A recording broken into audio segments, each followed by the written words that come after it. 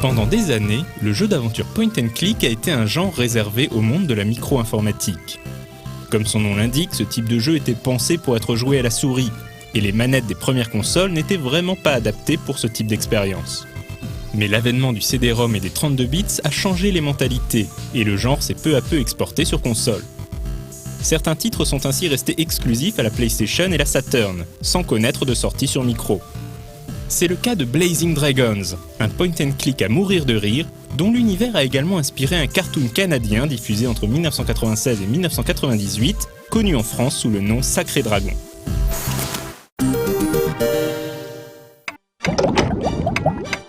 Flamèche, dépêche-toi, espèce de sac de crotte de dragon flemmard. Le roi Artifure t'attend.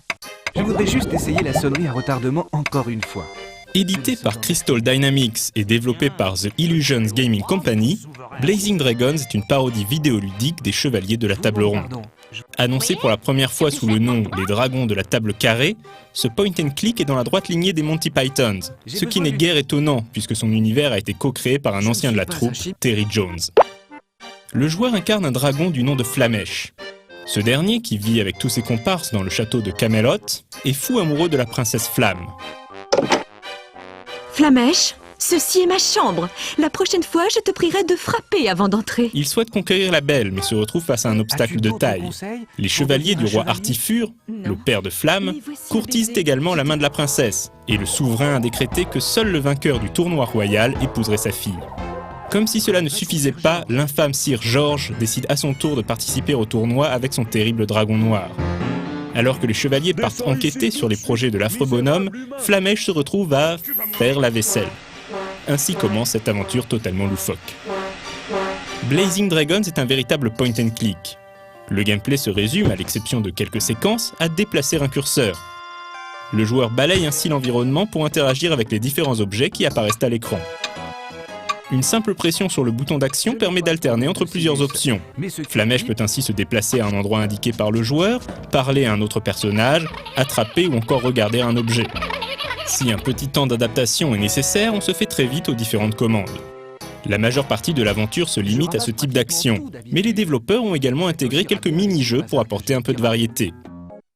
Bien évidemment, les mini-jeux sont à l'image du reste de l'aventure, c'est-à-dire drôles et totalement barrés. En début de partie, le joueur pourra ainsi participer à la chatapulte, une épreuve qui consiste à balancer des chats sur des cibles en bois. Pas la peine de continuer. Plus loin, il s'agira d'un jeu de danse, où le joueur devra reproduire la combinaison apparaissant à l'écran. Blazing Dragons ne se prend jamais au sérieux et on s'amuse autant qu'on rigole. Ils ont construit un nouveau dragon noir, dans lequel ils ont installé le moteur à vapeur de mon lave-vaisselle. À l'image de séries comme Monkey Island ou Discworld, Blazing Dragons possède une galerie de personnages totalement allumés qui seront l'occasion de truculentes séquences de dialogue à choix multiples. Oui, transforme-moi en princesse. Je me suis toujours posé des questions à ton sujet, Flamèche. Quant aux énigmes, elles sont également très capillotractées. Les combinaisons d'objets sont improbables et donnent lieu à des scènes délirantes. Par exemple, pour créer un lave-vaisselle automatique, rien de tel que deux bouilloires éjectant la vapeur dans un chandelier relié à un tissu communiquant avec un balai. D'autres puzzles sont plus logiques, ou en tout cas moins tordus.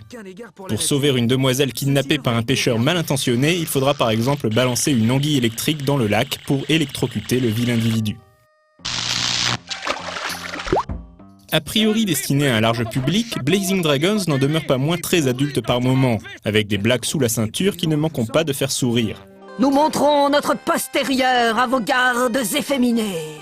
Bourré de charme, le jeu de Crystal Dynamics affiche des graphismes en 2D colorés et des animations réussies, ainsi qu'une grande variété d'environnements immergeant le joueur dans cette parodie de la geste arthurienne.